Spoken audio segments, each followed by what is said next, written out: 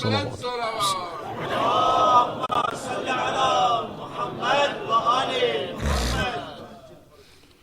رحم اللہ من قرأ الفاتحہ.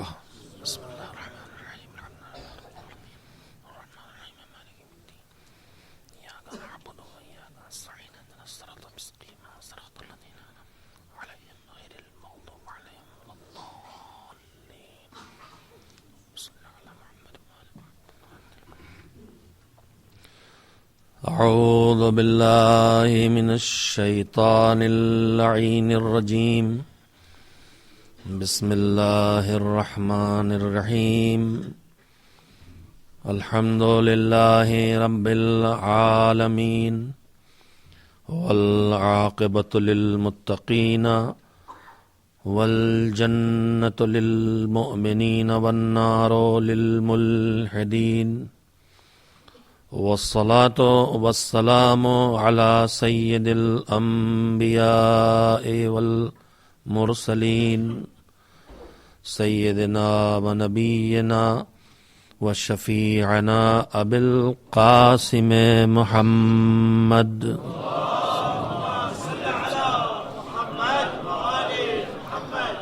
وآلہ الطیبین الطاہرین المعصومین المظلومین واللعنۃ الدائمۃ الباقیۃ علی اعدائہم اجمعین من الآن الی یوم الدین. اما بعد فقد روی عن الامام جعفر الصادق علیہ السلام فی دعاء له بعد زیارت یوم العاشوراء. بسم اللہ الرحمن الرحیم. اللہم احینی حیات محمد وذریتہ وامتنی مماتہم وتوفنی علی ملتہم واحشرنی فی زمرتہم ولا تفرق بینی وبینہم طرفۃ عین ابدا فی الدنیا والآخرہ. صلوات بھیجے محمد و آل محمد.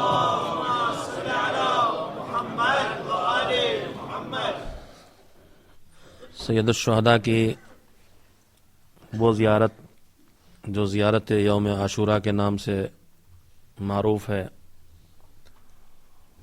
اس زیارت کے بعد ہمارے چھٹے امام حضرت جعفر صادق علیہ السلام سے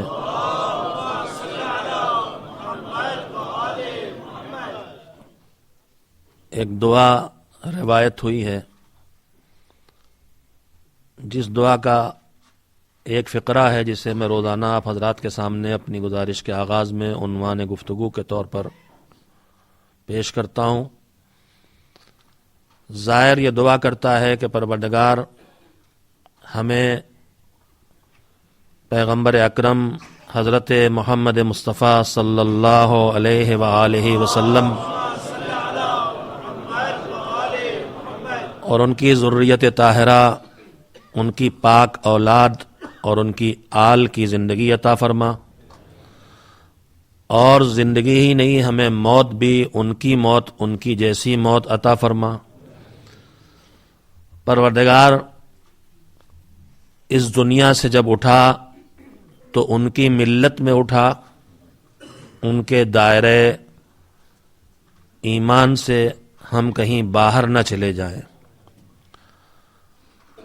اور اے مالک، صرف دنیا سے اٹھانے کی بات نہیں ہے، جب قیامت کے دن پوری کائنات کو تو محشور کرے گا اور سب کو اٹھائے گا، اس وقت ہمیں محمد و آل محمد علیہ السلام کے گروہ میں اور ان کے زمرے میں شمار فرما اور محشور فرما. اور اے مالک، پلک جھپکنے میں جتنی دیر لگتی ہے، اتنی دیر کے لیے بھی نہ دنیا میں نہ آخرت میں کہیں بھی ہمارے اور ان کے درمیان فاصلہ اور فرق پیدا نہ ہونے دے. ہم آپ سب اس بات کو جانتے ہیں کہ دعا کے لیے کوشش کرنا ہوتی ہے. اور دعا کی قبولیت کے لیے جو شرائط بتائی گئی ہیں ہدایات اہل بیت علیہ السلام میں، اس میں ایک جو دعا ہو اس کے لیے اس دعا کے مطابق اپنی کوشش بھی کی جائے۔ حدیث میں وارد ہوا ہے الداعی بلا عمل کرامی بلا وطر، جیسے کمان کو میں تیر لگا کے جب نشانے پہ پھینکا جاتا ہے تب تیر نشانے پہ پہنچتا ہے، لیکن کمان کے بغیر تیر نشانے پر نہیں پہنچ سکتا۔ معصوم کہتے ہیں کہ جیسے کمان کے بغیر تیر ہے، ویسے ہی عمل اور کوشش کے بغیر دعا ہے۔ عنوان گفتگو جس پر یہ گفتگو شروع کی گئی ہے ان مجالس میں وہ ہے ہدایات اہل بیت اور ہماری زندگی۔ اور میں نے آپ حضرات کی خدمت میں یہ بات کہی تھی کہ وہ باتیں جن کی طرف عام طور پر ہم متوجہ ہوتے ہیں، ان باتوں کے سلسلے میں جو معصومین کے ارشادات اور ہدایات ہیں وہ سب ہمارے پیش نظر ہے یا مجلسوں اور تقریروں اور تحریروں کے ذریعے آتی رہتی ہیں، لیکن زندگی کے کچھ ایسے مسائل بھی ہیں جن مسائل کو ہم مسئلہ نہیں سمجھتے ہیں اور معصومین نے اسے زندگی کا بڑا مسئلہ قرار دیا ہے۔ اور میں نے عرض کیا تھا کہ میں کوشش کروں گا کہ ایسے تذکرے آپ کے سامنے لائے جائیں اور ایسے موضوعات رکھے جائیں۔ کل میں نے گفتگو کی تھی ایمان کے سلسلے میں، اور ان کے اس موضوع پر وہ باتیں کہنے کی کوشش کی تھی کہ جن کی طرف عام طور پر ہماری توجہ کم ہوتی ہے۔ آج اسی سلسلے سے ایک قدم آگے بڑھتے ہوئے یہ کہنا چاہتا ہوں کہ ایمان پر آنا ایک کام ہے، ایمان پر رہنا دوسرا کام ہے، اور اس دنیا سے ایمان پر جانا تیسرا کام ہے۔ اس میں سے پہلا کام کرنے میں ہمیں کوئی زحمت نہیں اٹھانا پڑی ہے،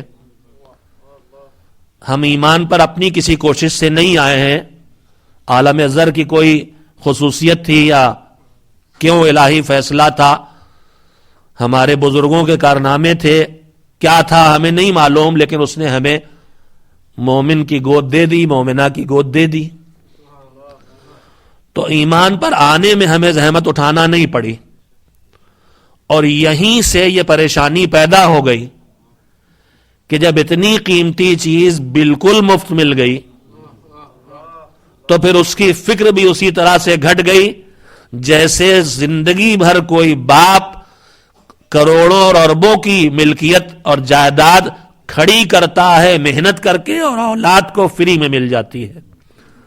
تو جس طرح سے باپ اس جائیداد کے ساتھ برتاؤ کرتا تھا کہ ہر لمحے فکر رکھتا تھا برباد نہ ہونے پائے، ویسے وہ اولاد اس طرح فکر مند نہیں ہوتی۔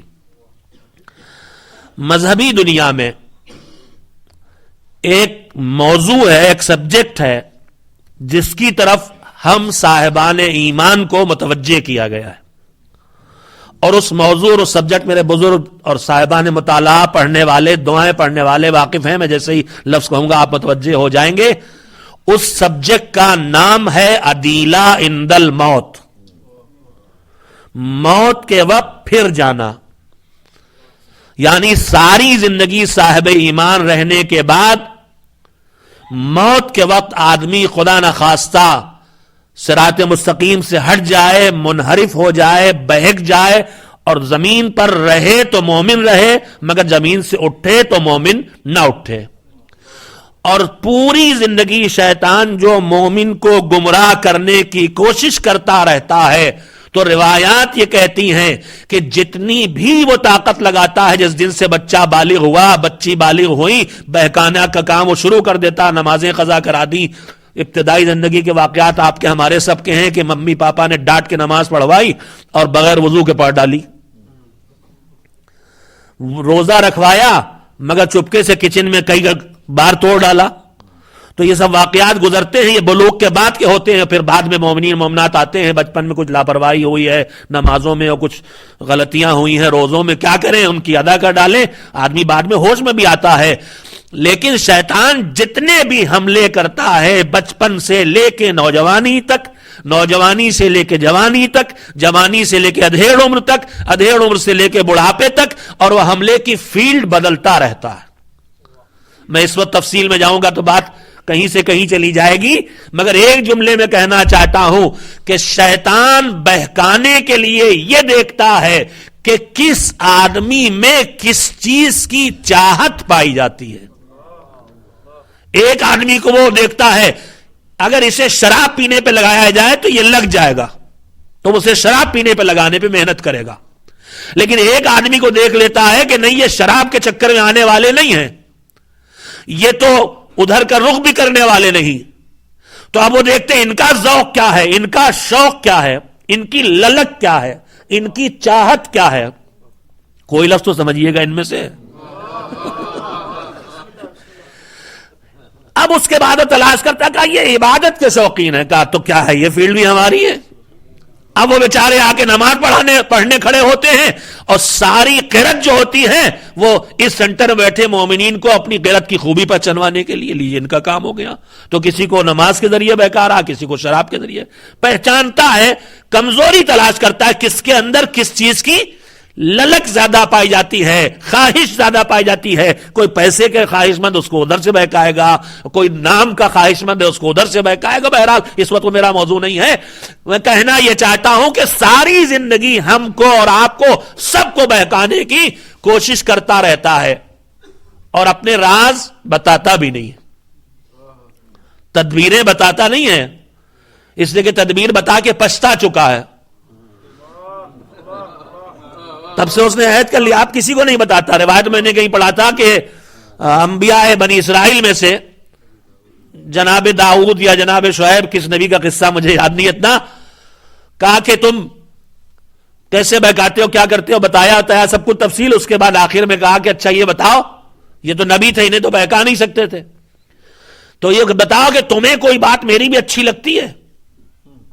اور لوگوں میں تو بہت اچھی باتیں ہیں، کہا فلاں کی یہ بات مجھے بہت پسند ہے، فلاں کی یہ بات. شیطان کہہ رہا کوئی خوش نہ ہو جائیں آپ، ہماری بہت باتیں اس کو اچھی لگتی ہیں، بہت باتیں اچھی لگتی ہیں. مگر وہ نبی تھے، کہا اچھا یہ بتا تمہیں ہماری بھی کوئی بات اچھی لگتی ہے؟ کہ اللہ تمہاری ایک بات اچھی لگتی ہے. کہا وہ کیا؟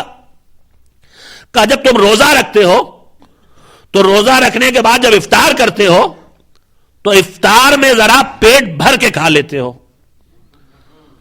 کہا یہ بات کیوں اچھی لگتی ہے؟ کہا جب پیٹ بھر کے کھا لیتے ہو تو تھوڑی دیر کے لیے عبادت خدا میں کچھ سستی تم میں پیدا ہو جاتی ہے، اس لیے مجھے تمہاری یہ بات اچھی لگتی. تو جو نبی تھے جناب شعیب یا جناب داؤد، جو بھی مجھے نام یاد نہیں رہ گیا، انہوں نے کہا کہ میں عہد کرتا ہوں کہ اب کبھی پیٹ بھر کے کھانا نہیں کھاؤں گا. تو شیطان نے کہا اور میں عہد کرتا ہوں کہ اب کسی مومن کو کبھی کام کی بات نہیں بتاؤں گا. تو اب تو ہمیں آپ کو تو بتائے گا نہیں، مگر بہکاتا سب کو ہے. کس کے اندر کیا کمزوری ہے اور ہم اپنی اپنی کمزوری تلاش کر سکتے ہیں. کہیں نام کی کمزوری خواہش ہوگی. بہت سے لوگ ہوتے ہیں پیسہ کچھ نہیں ان کی نگاہ میں، نام سب کچھ ہے. کسی کی نگاہ میں نام کی کوئی قیمت نہیں، ذلت و رسوائی ہوتی رہے، پیسہ ملنا چاہیے. کسی کی نگاہ میں پیسہ بھی کچھ نہیں ہے، ان کے یہاں تو بس خاندان سب کچھ ہے. تو الگ الگ لوگ ہوتے ہیں، ان کی الگ الگ کمزوریاں ہوتی ہیں، الگ الگ شوق ہوتے ہیں. شیطان اس شوق کو سامنے رکھ کے بہکاتا ہے. میں بات پھیلا دی، واپس لاؤں. جب سے آدمی پیدا ہوتا ہے بہکانے فکر شیطان کی شروع ہو جاتی ہے. جس دن سے سمجھدار ہوا، ذمہ دار ہوا، یعنی بالغ ہوا، اس دن بہکانے کا کام شروع کر دیا اور زندگی بھر بہکاتا رہتا ہے. لیکن ساری زندگی مل کے بھی جتنی طاقت کسی انسان کے بہکانے پہ نہیں لگاتا ہے، اتنی طاقت انسان کے مرتے وقت اس کے بہکانے پہ لگاتا ہے. لہذا جو سب سے بڑا خطرہ ہے وہ موت کے وقت کا خطرہ ہے. میرا آج کا موضوع یہی ہے. لہذا موت سے سناٹا رہنا چاہیے، کہیں سلوات الوات کی آواز نہ آ جائے. ہاں صحیح بات ہے. دیکھیں نا کتنی پابند ہیں آپ لوگ.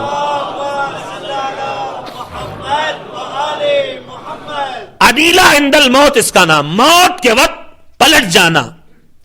क्यों ऐसा होगा?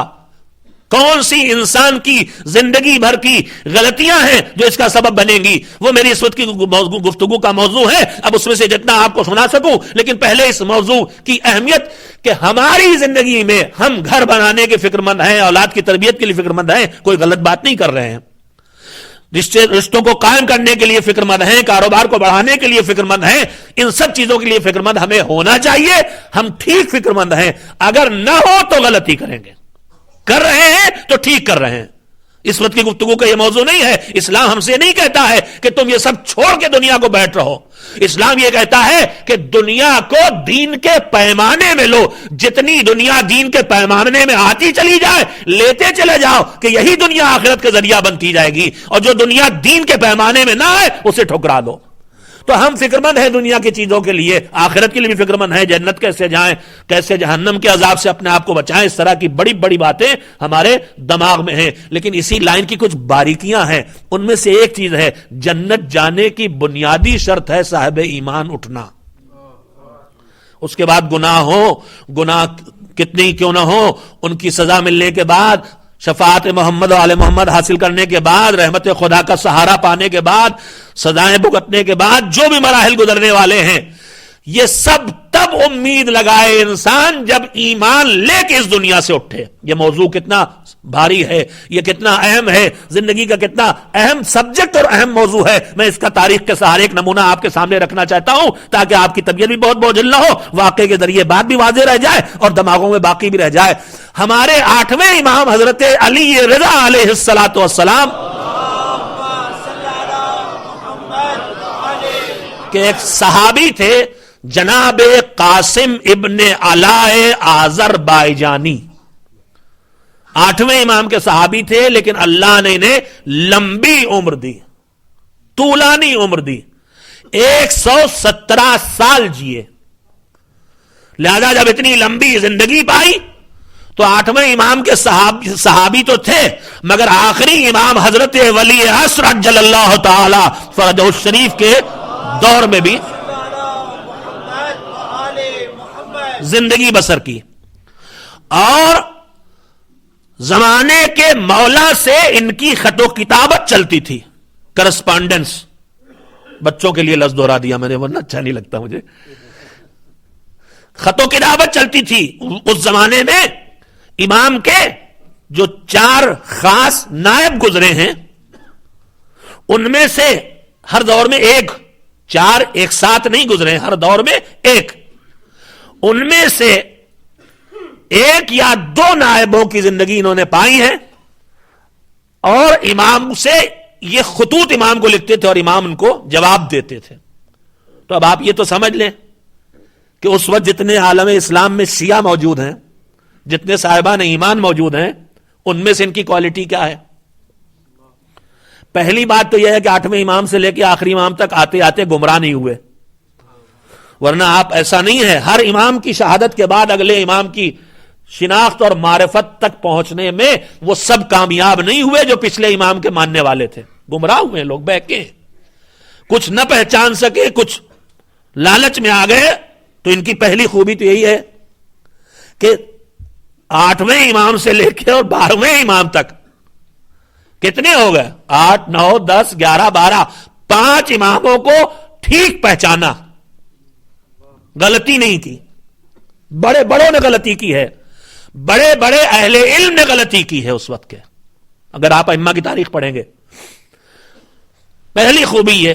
उसके बाद इतने साहिबे एतमाद हैं इमाम के लिए, इमाम हर एक को खत नहीं लिख भेजते हैं, इसलिए कि हालात इस लायक नहीं है कि खुल के सामने आया जाए, पर्दे गैब में है।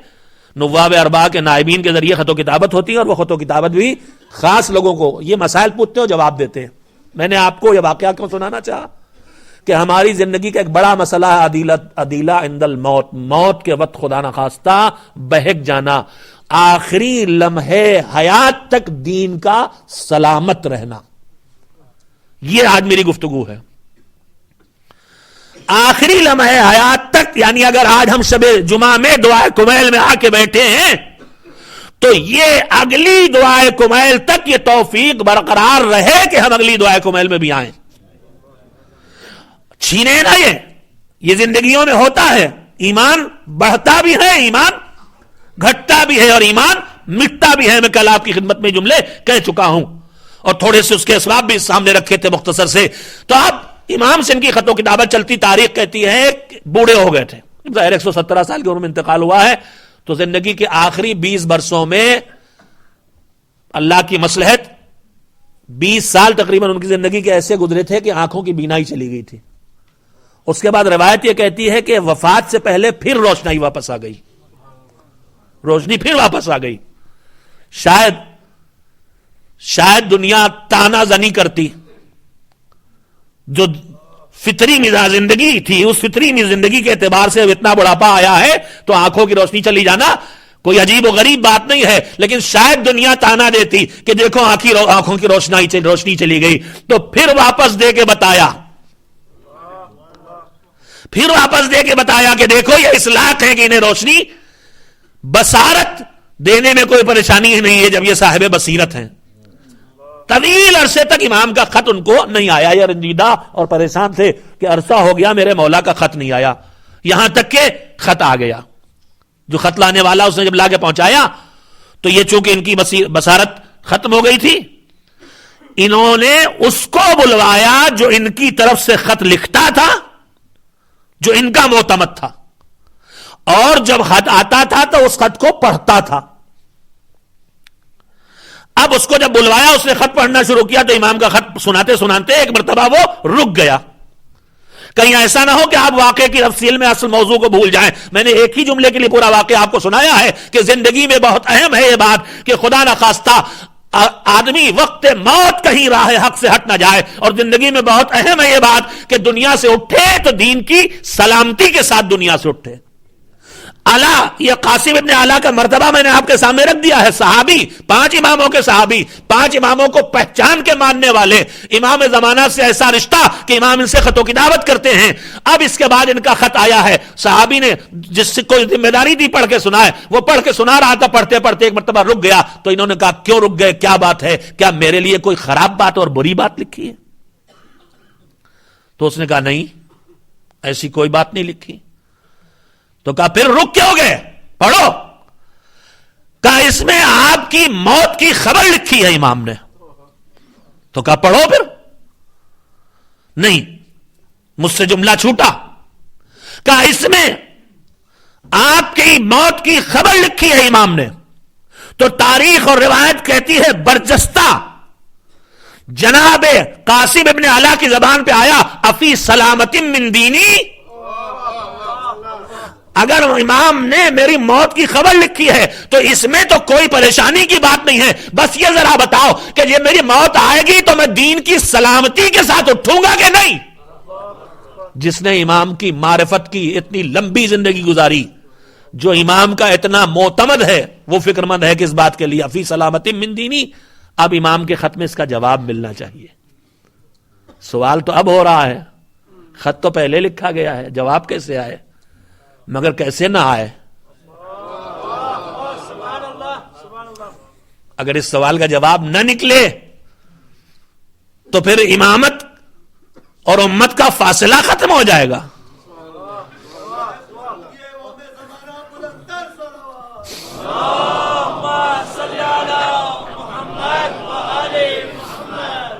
افی سلامت من دینی, میری دین کی سلامتی کے ساتھ موت آئے گی کہ نہیں. انہوں نے آگے خط پڑھا. امام نے لکھا تھا کہ تمہاری موت میرے خط ملنے کے 40 دن پر ہو جائے گی. اب اس کے بعد اگلا جملہ اس نے کہا اور امام نے لکھا ہے کہ تمہارے کفن کے لیے 6 پارچے بھیجے ہیں. توجہ دی آپ نے, یہ امام کا جواب تھا. قاسم ابن علا نے پوچھا میں سلامتی دین کے ساتھ اٹھوں گا کہ نہیں. امام نے کفن بھیج کے پیغام بھجوا دیا, اگر تم دین کے ساتھ نہ اٹھتے تو بھلا امام تم کو کفن بھیجتا. ایک صلوات بھیجے محمد و آل محمد پر.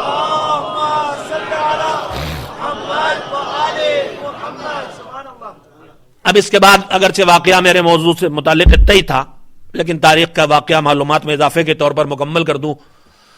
میرا گزارش یہ تھی کہ اتنی عظیم شخصیت ہے، لیکن خبر موت پر پہلا جملہ اور پہلا سوال دماغ میں کیا پیدا ہوا ہے؟ افی سلامت من دینی، میں دنیا سے اٹھوں گا تو دین سالم رہے گا کہ نہیں رہے گا؟ بڑھاپے اور بڑھاپے کا فرق ہوتا ہے. چلیے آپ کی تھوڑی سی تھکن ختم ہو جائے گی. یہ 117 سال کی عمر کے بوڑھے بزرگ ہیں، مگر یہ امامت والے ہیں. ان کے مقابلے میں ایک دوسرا بڑھاپا بھی سن لیجیے. شاید ہارون کے دور کا واقعہ ہے، اس میں بھی ایک سبق ہے. ہارون کے دور کا واقعہ ہے، اس کو شوق ہوا. دیکھیے، ایک تو تھے پیغمبر کے دور میں جنہوں نے پیغمبر کو دیکھا تھا، سنا تھا، چاہے اپنی طرف سے گڑھ کے کہی ہو، چاہے ان کی سن کے کہی ہو، بہرحال کہہ دی. وہ کہلاتے تھے اصحاب. اصحاب کے بعد ایک اور طبقہ، ایک اور لیئر تیار کی گئی جس کا نام تھا تابعین. یعنی اصحاب وہ جنہوں نے پیغمبر کو دیکھا، اور تابعین وہ جنہوں نے پیغمبر کو نہیں دیکھا بلکہ ان کو دیکھا جنہوں نے پیغمبر کو دیکھا تھا. اور اس کے بعد اس سے بھی نیچے تبع تابعین، چوتھی گریڈ. انہوں نے ان کو دیکھا، جنہوں نے ان کو دیکھا، جنہوں نے پیغمبر کو دیکھا. میری سمجھ میں نہیں آتا، اگر دیکھنے ہی سے شرف ملتا ہے تو یہ تین لائنیں کھڑی کرنے کے بجائے ان اہل بیت سے کیوں وابستہ نہیں ہو جاتے جنہوں نے آنکھیں کھول کے پیغمبر کو دیکھا؟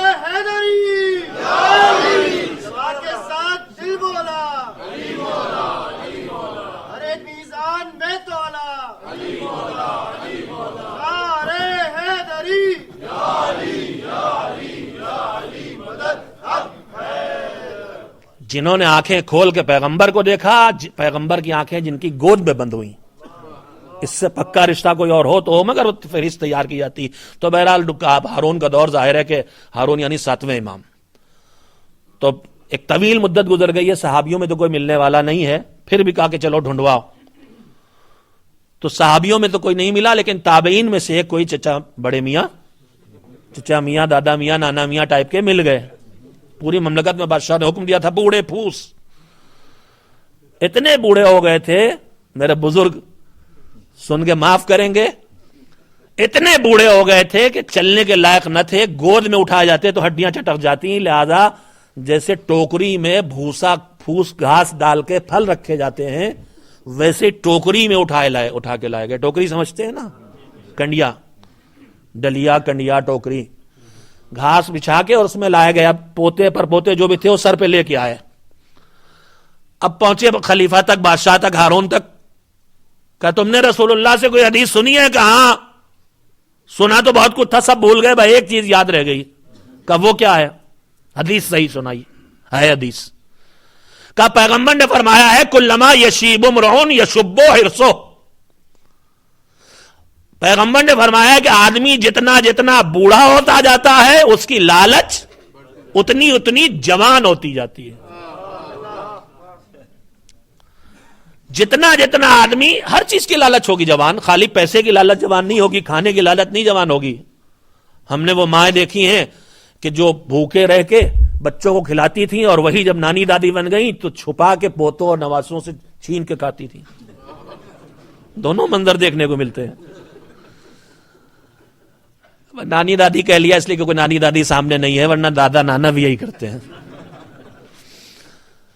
تو اب اس نے حدیث سنائی کہ کلما یشیب امرؤ یشب حرصہ، جتنا آدمی بوڑھا ہوگا اس کی لالچ اتنی جوان ہوگی. ہارون نے کہا ٹھیک ہے، پیغمبر کا ارشاد تم نے سنایا. اس کو انعام دیا، انعام مل گیا ان کو. اب جو انعام میں نے بڑھاپے کا دوسرا رنگ آپ کو بتایا، دیکھیے وہی ہے نا کہ کدھر کس چیز کی چاہت پائی جاتی ہے. ادھر وہ 117 سال کے بزرگ کیا کہہ رہے؟ خبر موت پر افی سلامتی من دینی، بس اب ایک چیز کی فکر ہے، دین کی سلامتی کے ساتھ اٹھیں گے کہ نہیں. اور یہ اتنے بوڑھے جو گھاس پھوس کی طرح سر پہ لاد کے لائے گئے، جب انہیں انعام مل گیا اور ان کے پوتے پر پوتے نواسے جو رہے ہوں گے لے کے چلنے لگے تو انہیں کچھ اوپر سے چیوں میوں کی آوازیں آئیں.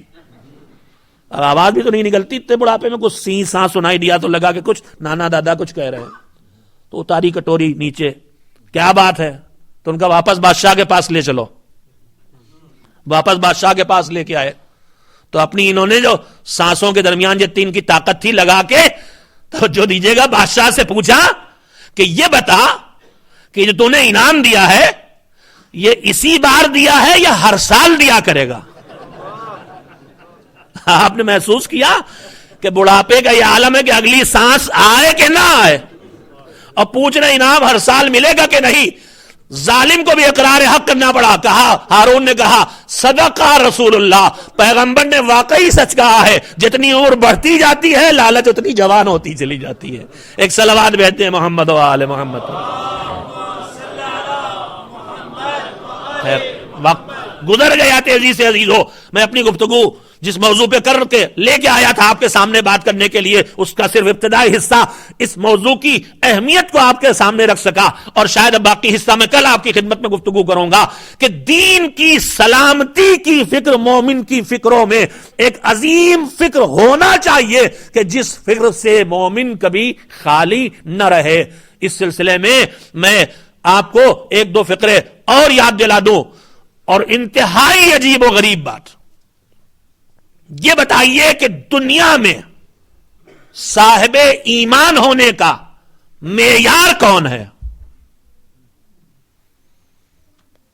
علی کے علاوہ کوئی نہیں۔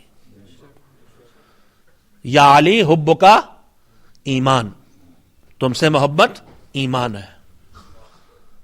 قاسم کوثر ہیں، یہ جنت و جہنم کی تقسیم یہ کریں گے، کوثر پہ یہ ساقی کوثر یہ ہیں، قسیم النار والجنہ، جنت و جہنم کے قسیم اور تقسیم کرنے والے یہ ہیں، مگر ان کا کام ہدایت دینا، اس بات کو محسوس کر لیجئے گا، ان کا کام ہدایت دینا ہے۔ جن کی محبت اور جن سے نفرت جنتی اور جہنمی ہونے کا فیصلہ کرا رہی ہے، ان کی روایت کہتی ہے آخری خطبہ شعبانیہ جو پیغمبر گرامی حضرت محمد مصطفیٰ صلی اللہ علیہ وآلہ وسلم نے رمضان سے پہلے رمضان کے استقبال میں دیا تھا، جس کو آپ رمضان میں سنتے ہیں علماء کرام سے، جس میں رمضان کی فضیلتیں بیان کی ہیں، تلاوت قرآن کی فضیلت ہے اور صدقات کی فضیلت ہے اور لوگوں کو افطار کرنے کی فضیلت ہے اور سانس لینا کیسا رمضان میں اور روزے دار کا سونا کیسا رمضان میں، وہ ساری چیزیں اسی خطبے میں ہیں۔ وہ خطبہ جب پیغمبر مکمل کر چکے تھے، یعنی پوری باتیں رمضان سے فضائل سے متعلق، کیا خوبیاں رمضان کی ہیں، کیا ثواب ہے رمضان میں، کیا کرنا چاہیے رمضان میں، کون سی نیکیوں پہ کیا ثواب ملنے والا رمضان میں، وہ سب بتا چکے، تو روایت کہتی ہے کہ مولا کائنات نے پھر اٹھ کے ایک سوال کیا تھا کہ اے میرے پیغمبر یہ بتائیے کہ سب سے رمضان میں سب سے اچھا کام کیا ہے؟ یہ بھی آپ نے سنا ہے، رمضان میں سب سے اچھا کام کیا ہے؟ تو روایت کہتی ہے کہ پیغمبر نے نہ یہ کہا کہ قرآن کی تلاوت کرنا، نہ یہ فرمایا کہ غریبوں کو کھانا کھلانا، نہ یہ کہا کہ کسی فقیر کو صدقہ دینا، یہ تو سب پہلے بتا ہی چکے تھے، نہ یہ کہا توبہ استغفار کرنا۔ پیغمبر نے فرمایا کہ علی رمضان میں سب سے اچھا کام یہ ہے کہ تم اللہ کی معصیت نہ کرو۔ اب میں آپ سے یہ عرض کروں گا کہ کیا مولا علی کو پتا نہیں ہے کہ وہ پوچھ رہے ہیں؟ لیکن اگر آپ سیرت معصومین کا جائزہ لیں گے تو آپ ایک بات محسوس کریں گے، بڑی دقیق اور بہت ہی اہم پوائنٹ ہے، اگر ذرا سمجھنے میں غلطی ہوئی تو دماغ الجھنوں کا شکار ہو جائے گا۔ معصومین کی زندگی میں بہت جگہوں پہ دکھائی دیتا ہے، یہاں پہ تو معصوم سے سوال کر رہا، امام پیغمبر سے سوال کر رہے ہیں، لیکن ہمیں یہ بھی دیکھنے کو ملتا ہے کہ اکثر جگہوں پر کہ امام معصوم ایک عام انسان سے سوال کرتے ہیں۔ تو یہ سوال کیوں کرتے ہیں؟ یہ سوال پوچھنے کے لیے نہیں ہوتا ہے، یہ سوال بتانے کے لیے ہوتا ہے۔ یہاں پیغمبر سے پوچھا اس لیے جا رہا ہے کہ اگر نہ پوچھیں گے تو عام انسان تک اس کا جواب نہیں پہنچے گا۔ پیغمبر نے کہا کہ رمضان کا بہترین کام یہ ہے کہ اس میں اللہ کی کوئی نافرمانی نہ کی جائے، اور اس کے بعد پیغمبر نے ایک جملہ از خود کہا۔ پیغمبر نے فرمایا اے علی، اسی رمضان میں تمہارے سر کے خون سے تمہاری داڑھی رنگین ہوگی، اور یہ کام اشقل اولین والآخرین کرے گا، جو اولین و آخرین میں سب سے زیادہ بدنصیب اور شقی ترین انسان ہوگا وہ اس کام کو انجام دے گا۔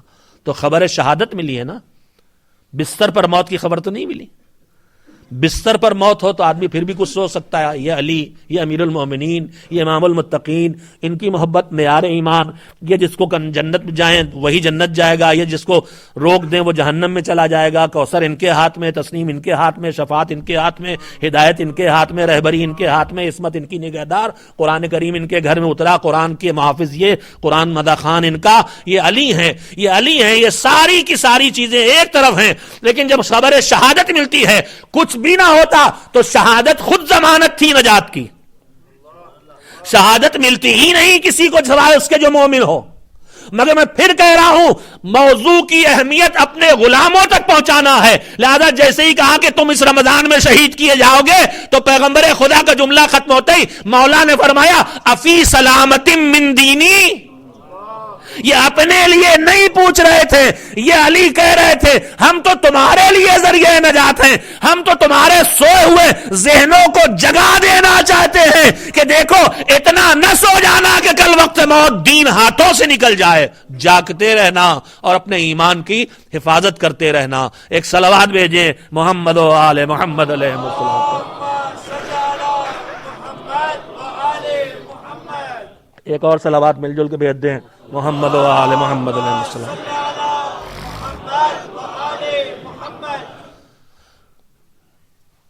ساری فکروں میں اس چیز کو شامل ہونا چاہیے. بس میں اپنی گزارش کے اختتام پہ آ رہا ہوں وقت کے لحاظ سے، لہذا اس وقت ایک بات صرف کہنے کی گنجائش مجھے محسوس ہوتی ہے اپنی گفتگو کے بارے میں، اور متعلق باقی گفتگو انشاءاللہ آئندہ جیسا موقع اور جیسی ضرورت ہوگی. میرے عزیزو، دین کی سلامتی کا جو خطرہ پیدا ہوتا ہے ہم کو اور آپ کو، اس کے مختلف اسباب ہیں جن سے دین کی سلامتی کا خطرہ پیدا ہوتا ہے.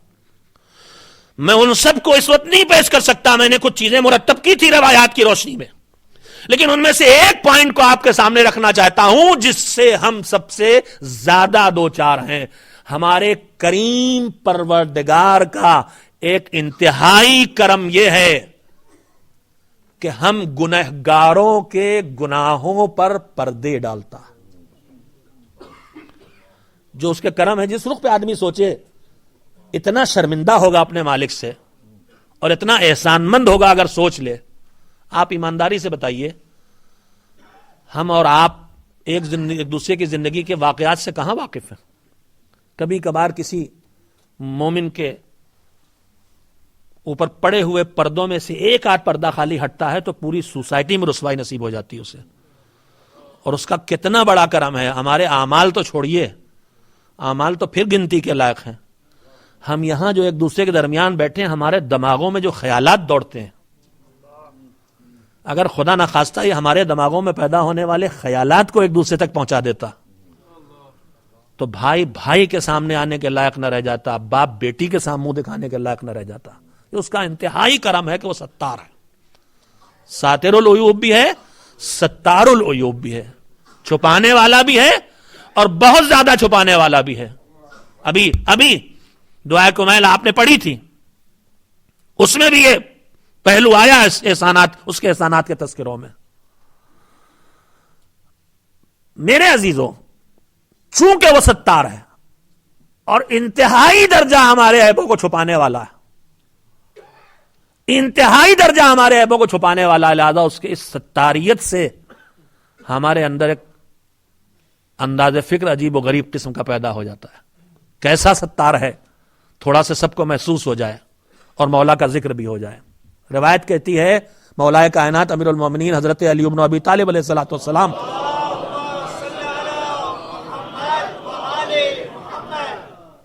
جب کوفے میں آپ کی حکومت قائم تھی اور ظاہری طور پر بھی آپ حاکم وقت تھے، اس وقت ایک جوان گرفتار کر کے لایا گیا. جوان تھا، خوبصورت تھا، اور اس پر الزام یہ تھا کہ اس نے چوری کی اور وہ اپنے جرم کا اقرار بھی کر رہا تھا.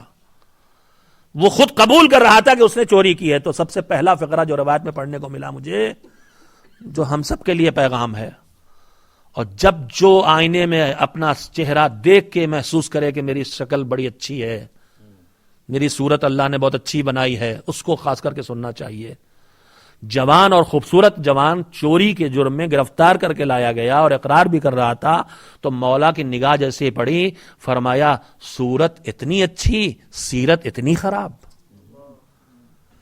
اس کا مطلب کیا ہوا؟ اس کا مطلب یہ ہوا کہ مالک کی طرف سے اگر کسی کو کوئی نعمت دوسروں سے زیادہ ملی ہے تو اس کی ذمہ داری بھی دوسروں سے بڑھ جاتی ہے۔ کسی کی شکل عام انسان سے زیادہ اچھی ہے، میری کسی بہن کو اللہ نے زیادہ اچھی شکل دی ہے، تو پھر اس پر زیادہ ذمہ داری بڑھ جاتی ہے کہ وہ معاشرے کی پاکیزگی کا خیال رکھے، وہ دوسروں کو گنہگار ہونے سے بچائے۔ کہ صورت اتنی اچھی اور سیرت اتنی بری۔ اس نے کہا مولا میں نے مجبوری میں چوری کی ہے۔ اس نے کہا میرے گھر کے 18 افراد ہیں کنبے میں اور کچھ تھا نہیں، اس لیے ہم نے چوری کر لی اور مجبوری میں کی، اور مولا پہلی بار چوری کی ہے، مجبوری میں چوری کی ہے اور پہلی بار چوری کی ہے۔ روایت کہتی ہے کہ مولا علی نے زمین کی طرف سر جھکایا اور انگلی سے زمین کو ایسے ذرا سے کوریدا جیسے کچھ سوچ رہے ہوں، اس کے بعد سر اٹھا کے کہا کہ یہ جھوٹ بول رہا ہے، اس نے پہلی بار چوری نہیں کی ہے، یہ غلط بیانی کر رہا ہے، اسے لے جاؤ اور لے جا کے اسے سزا دو، دائنے ہاتھ کی 4 انگلیاں اس کی کٹنا ہے۔ لے جایا گیا، سزا مل گئی۔ سزا مل گئی تو اس نے کہا علی سچ کہہ رہے تھے، میں نے پہلی بار چوری نہیں کی تھی، میں مسلسل چوریاں کر رہا تھا۔ اور اس نے کہا کہ میری یہ 7ویں چوری تھی، 99 بار چوری کر چکا تھا وہ، اور یہ 7ویں چوری تھی جس پر پکڑا گیا۔ لوگ امام کے پاس واپس آئے، آ کے کہا مولا وہ کہہ رہا تھا پہلی چوری کی ہے اس نے، اور آپ نے اسی وقت کہہ دیا تھا جھوٹ بول رہا ہے، اس کی چوری پہلی چوری نہیں ہے، اور اب وہ خود بھی اقرار کر رہا ہے کہ اس نے پہلی بار چوری نہیں کی ہے، اس کی یہ 7ویں چوری ہے، مگر اے علی آپ کو کیسے پتا چل گیا تھا؟ اب ظاہر ہے یہ پوچھنے والے کون ہیں؟ یہ کوفے میں ہیں، یہ امام ماننے والے نہیں ہیں، یہ حاکم ماننے والے ہیں، ورنہ یہ علی سے نہ پوچھتے کہ آپ کو کیسے پتا چل گیا، پھر اور کس کو پتا چلے گا؟ مگر وہ پوچھ رہے ہیں آپ کو کیسے پتا چل گیا؟ سنیے، میں نے جس کے لیے پورا واقعہ سنا ہے آپ کو۔ مولا نے کہا سنو، جب اس نے کہا یہ گرفتار کر کے لایا گیا اور اس طرح پکڑا گیا کہ اسے اپنے جرم کا خود اقرار کرنا پڑا، اور یہ دنیا کے سامنے ذلیل و رسوا ہوا، تو جب یہ ذلیل و رسوا ہو کے میرے سامنے آیا اور اس نے کہا کہ میں نے پہلی مرتبہ چوری کی ہے، تبھی میں نے فیصلہ کر لیا کہ یہ جھوٹ بول رہا ہے۔ لوگوں، مولا کے جملے کی قیمت پہچاننا۔ مولا نے کہا سنو، میں نے یہ بات اس لیے طے کی کہ میرا کریم اتنا زیادہ ستار اور اتنا بڑا کریم ہے کہ وہ کسی کو پہلی خطا پہ کبھی رسوا نہیں کیا کرتا، کسی کی پہلی غلطی پہ کبھی کسی کو ذلیل نہیں کیا کرتا۔ جب کوئی پہلی مرتبہ غلطی کرتا ہے تو اللہ اس کو چھپا کے رکھتا ہے، پردے ڈال کے رکھتا ہے، رسوا نہیں کرتا ہے۔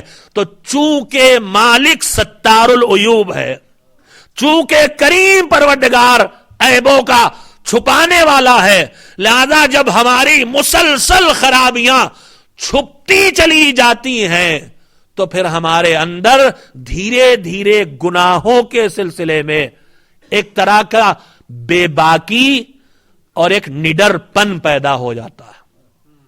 اس لیے کہ جب کسی کو پتہ ہی نہیں چلتا اور اس پہ کچھ سزا بھی نہیں ملتی تو پھر ایک بے باکی اور نڈر پن پیدا ہو جاتا ہے، اور پھر آدمی اپنے حساب سے سوچنے لگتا ہے کہ گناہ تو ہمارے بہت ہیں، مگر یہ جو نیکیاں ہم کر رہے ہیں وہ بچائے ہوئے ہیں، ہمارے باپ دادا کی نیکیاں ہوں گی، اپنے حساب سے ہم علی کے شیعہ ہیں اس لیے ہمارے ساتھ ایسا، اور الگ الگ حساب سے آدمی ان ساری چیزوں کو سوچنے لگتا ہے۔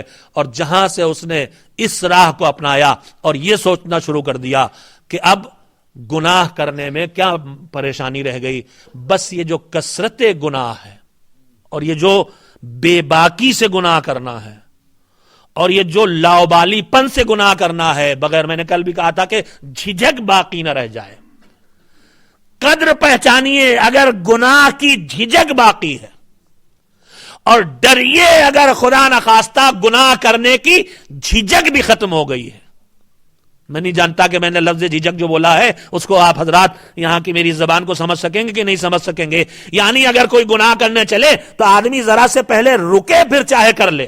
میں نہیں کہہ رہا ہوں کہ کوئی بہت اچھا کام ہے، لیکن اگر بغیر بریک اور بغیر رکے کر رہا ہے تو اس کا مطلب تباہی ہی تباہی ہے. اس کے یہاں کوئی پریشانی نہیں آ رہی, اس کی زندگی میں کوئی خرابی پیدا نہیں ہو رہی, اس کے کاموں میں کوئی رکاوٹ پیدا نہیں ہو رہی. لہذا نتیجہ یہ ہے کہ وہ تیزی سے اس راہ پر آگے بڑھتا چلا جاتا اور یہیں سے طے کر لیتا اللہ ہم سے راضی ہے, فلاں عمل پہ فلاں کام پہ راضی ہے. بس میں بات کو ختم کر رہا ہوں. رسالت مآب حضرت پیغمبر خدا محمد مصطفیٰ صلی اللہ علیہ وآلہ وسلم,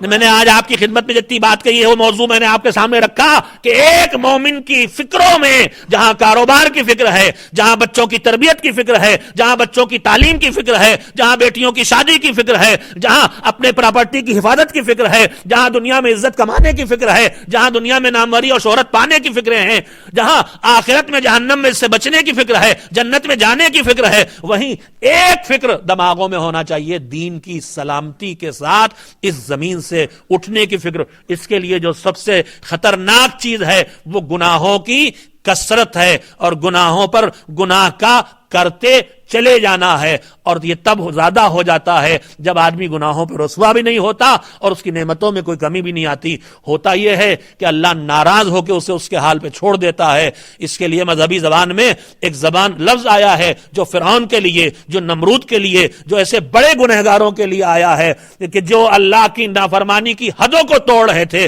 ان کے لیے ایک لفظ آیا ہے امحال, یعنی مہلت دے دینا. یعنی اللہ مہلت دے دیتا ہے کہ اب جاؤ, تمہارا جو جی چاہے کرو, ہم سے کوئی مطلب نہیں. جیسے کسی کا بیٹا نالائق نکل جاتا ہے تو باپ تھک جاتا ہے جب سمجھاتے سمجھاتے, باپ تھک جاتا ہے جب روکتے روکتے, تو آخر چھوڑ دیتا ہے تم جانو تمہارا کام جانے. جب تک روک رہا تھا بچنے کی کچھ امید بھی تھی, اب جو چھوڑ دیتا ہے تو اس کی تباہی کے علاوہ کچھ نہیں ہے. بندے کے ساتھ بھی یہ مہلت دینے کی بات ہو جاتی ہے. آدمی اس کو کبھی کبھی اپنے لیے سمجھ لیتا ہے کہ اللہ مجھ سے بہت راضی ہے. پیغمبر کو ایک صحابی نے بلایا تھا دعوت پر, آپ کے ساتھ چند صحابہ اور بھی ساتھ گئے ہوئے تھے. پیغمبر گھر میں داخل نہیں ہو رہے تھے تو اس کے گھر کی جو باؤنڈری وال تھی اس پر ایک چڑیا, کبوتر یا مرغی کوئی چیز بیٹھی ہوئی تھی, پرندہ.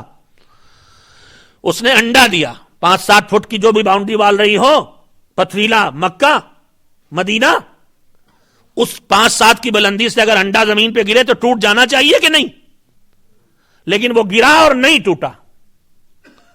تو ہم آپ تو ہوتے تو فوراً معجزہ کہہ دیتے کہ پیغمبر کے آنے کا معجزہ ہے. حالانکہ معجزہ وہاں ہوتا ہے جہاں کوئی ایسا پکا انکار کرنے والا ہو جو سمجھانے سے نہ مان رہا ہو. منکر کے لیے معجزے کی ضرورت ہوتی ہے, مومن کے لیے معجزے کی ضرورت نہیں ہوتی. اللہ نے معجزہ ہمیشہ ان مضبوط کفار کے درمیان بھیجا ہے جو کچھ نہیں مان رہے تھے. چاند کو 2 ٹکڑے پیغمبر نے کسی معمولی کفار کے لیے نہیں کیا تھا, بڑی اونچی کوالٹی کے کفار تھے. تو معجزے کی ضرورت ہمیشہ ہوتی منکر کے لیے. ہمارے صاحبان ایمان کے معاشرے میں معجزے کی کوئی ضرورت نہیں ہے. خیر, تو انڈا گر کے ٹوٹا نہیں تو سب کے چہروں پہ حیرت کے آثار پیدا ہوئے. تو جو صاحب خانہ تھا, گھر والے صاحب جنہوں نے دعوت دی تھی, انہوں نے کہا آپ کو اس میں حیرت کی کیا بات ہے آپ کے لیے؟ ارے بھائی, انڈا دیوار پہ گرا, مرغی نے دیا, زمین پہ گرا, ٹوٹا نہیں ہے. ہم کھڑے ہوتے خالی ہاتھ سے گر کے چھوٹتا, پٹاخ سے ٹوٹ جاتا ہے. کہا کہ ہم تمہیں حیرت ہوگی, ہمیں تو کوئی حیرت نہیں. اس میں کہا کیوں؟ سنیے جس کے لیے واقعہ سنایا. کہا اس لیے کہ آج تک مجھے ایسا چھوٹا سے بھی کوئی نقصان نہیں ہوا ہے. ہم آپ ہوتے تو پھر وہی کہتے بڑا اللہ والا ہے, مگر انداز فکر نبوت دیکھیے. جیسے اس نے کہا کہ مجھے آج تک ایسا کوئی چھوٹا سا نقصان بھی نہیں ہوا ہے, پیغمبر الٹے پیروں واپس ہوئے. آئے تھے دعوت میں, کہا اس کے گھر میں نہیں جائیں گے. کیوں, کیا ہو گیا؟ کہا لگتا ہے کہ اللہ اس سے اتنا ناراض ہے.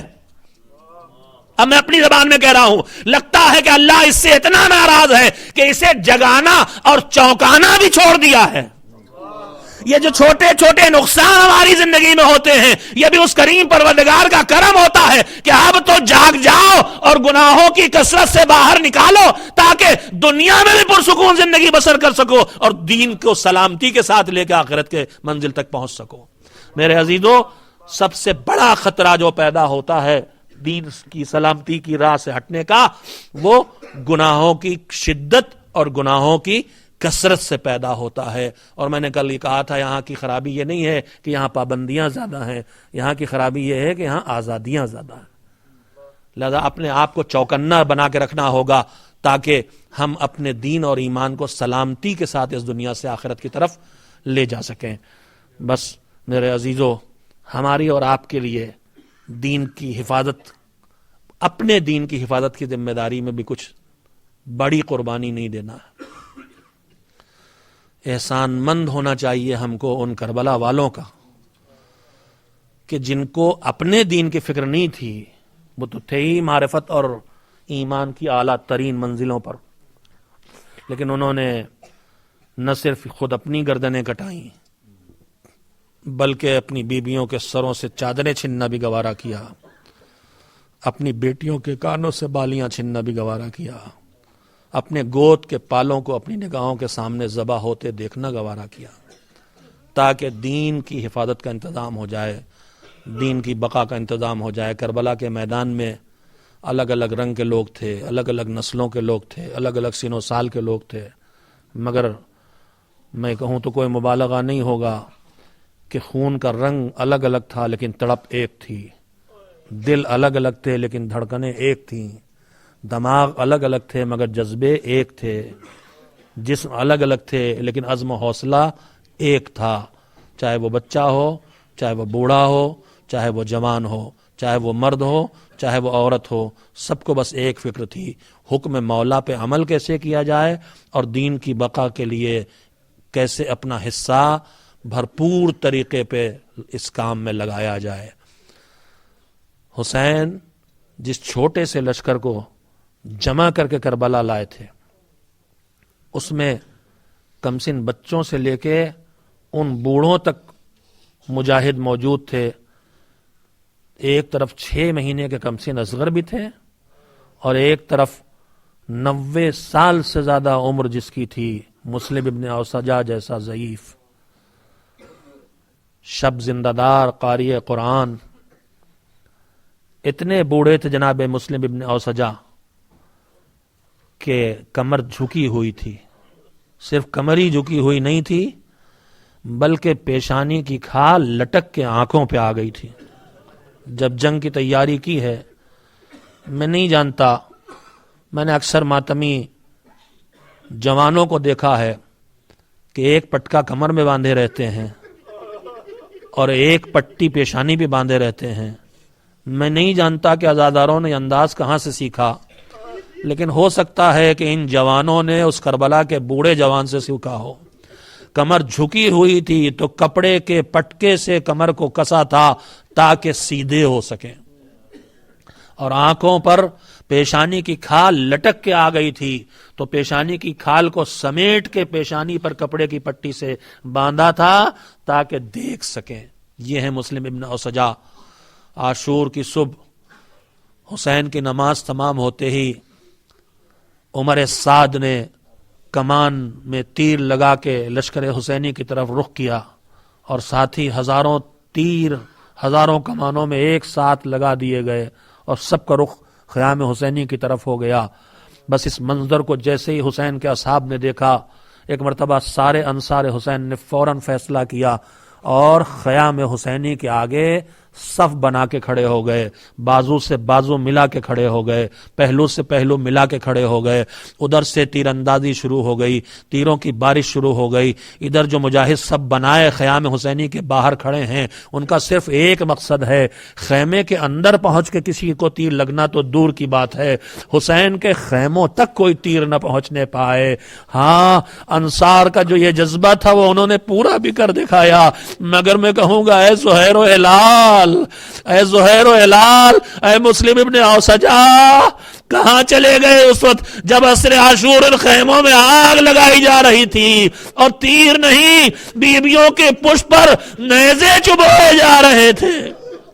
اجرکم اللہ، سب بنا کے کھڑے ہو گئے مجاہد. تیروں کی بارش شروع ہوئی، آتے ہوئے تیروں کو روکتے رہے، کچھ کو ڈھالوں پہ روکا، کچھ کو تلواروں سے کاٹا، جو نہ رک سکے ان کو کہیں سینے پہ روکا، بازوؤں پہ روکا، کمر پہ روکا، یہاں تک کہ جب پہلا حملہ ختم ہوا تو حسین کے لشکر کا ایک بڑا حصہ شہید ہو چکا تھا اور جو بچے تھے ان میں سے کچھ مجروح تھے اور زخمی تھے. ان میں سے ایک ہی حسین کے صحابی مسلم ابن اوسجا ہیں، زخمی ہو چکے، خون بدن سے بہ رہا رہا ہے, 4 دن کی بھوک اور پیاس ہے, مگر ابھی بدن میں تھوڑی سی طاقت باقی ہے, طاقت سمیٹ کے حسین کی خدمت میں آئے. آقا جو زندگی بچی ہے وہ بھی آپ کی راہ میں خرچ کر دوں, میدان جنگ میں جانے کی اجازت دے دیجئے.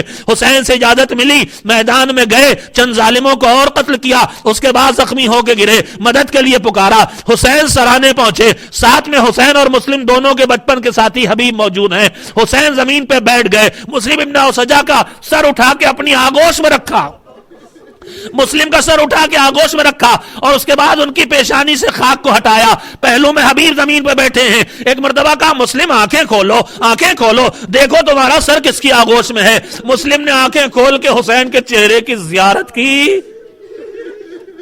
حبیب اور جھکے, مسلم کے چہرے کے نزدیک اپنا چہرہ لائے, کہا تم دنیا سے جا رہے ہو, خیمے میں تمہاری ایک ضعیفہ بیوی موجود ہے, ایک کمسن بچہ موجود ہے, میں چند لمحوں میں تمہارے پیچھے پیچھے شہید ہو کے آنے والا ہوں, مگر میں تمہارا ساتھی ہوں, تم سے وعدہ کرتا ہوں اگر اپنے بیوی بچے کے لیے کوئی وصیت کرنا ہو تو وصیت کر جاؤ, میں جب تک جیتا رہوں گا تمہاری وصیت کو پورا کر کے دکھاؤں گا. مسلم کے کانوں میں حبیب کی آواز پہنچی, مگر نہ خیال بیوی کا آیا نہ فکر بچے کے پیدا ہوئی. ایک قربان جاؤں اس جذبے پر.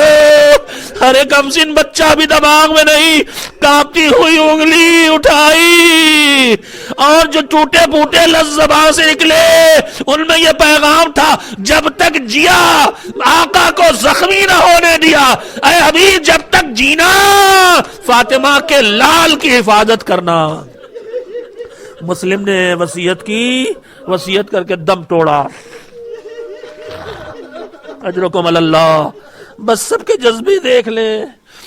چند لمحوں کے بعد لاشے کو لے کے آ گئے. حسین خیموں کے پاس لا کے بیٹھے تھے کہ ایک مرتبہ دیکھا انصار کے خیموں میں سے ایک خیمے سے ایک کمسن بچہ نکلا ہے, چھوٹا سے بچہ ہے, اتنا چھوٹا ہے کہ اس کے کمر میں جو تلوار بندھی ہے وہ تلوار بڑی ہے, بچہ چھوٹا ہے, اور نتیجہ یہ ہے کہ تلوار کی نوک زمین پہ کھینچ رہی ہے, اور بچہ خیمے سے نکل کے میدان کربلا کی طرف جا رہا ہے. حسین نے آواز دی, میرے دوستو دوڑ کے اس کو روکو, اگر یہ مقتل تک پہنچ گیا تو ظالم اس کی کمسنی پہ رحم نہ کریں گے. میرا جی چاہتا ہے ایک جملہ کہوں, میرے مولا جب آپ جانتے ہیں کہ اس کمسن بچے پہ جو چند برس کا ہے ظالم رحم نہ کریں گے, تو پھر 6 مہینے کے لال کو کیوں لے کے گئے کربلا کے میدان میں. اجرکم اللہ. گئے حسین کے دوست بچے کو لے کے آئے.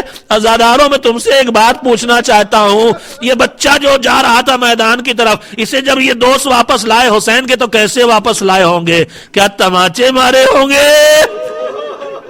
کیا تالیانے نہیں, پیار و محبت سے واپس لائے ہوں گے؟ میرا جی چاہتا آواز دو, اے انصار حسینی, ارے خیام حسینی میں آگ لگی, ایک یتیم ہے حسین خیموں سے نکلی ہے, اسے بھی تو واپس لے آؤ. دیکھو کوئی تالیانے مارتا ہے, کوئی تماچے لگا دیتا ہے.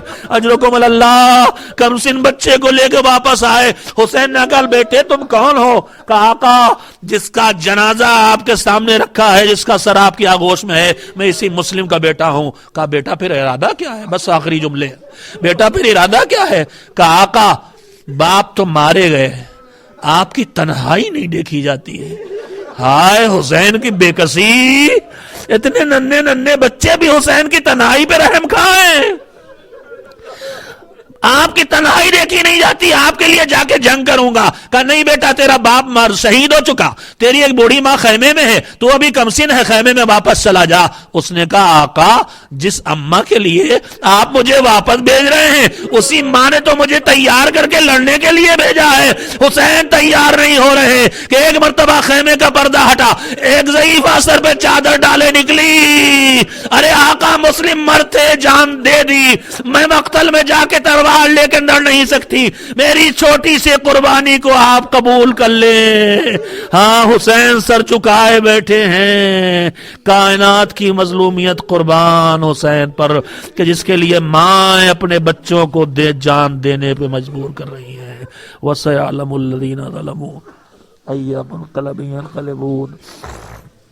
الا لعنت اللہ علی القوم الظالمین. اللہم تقبل منا انک انت السمیع العلیم. ماتم حسین.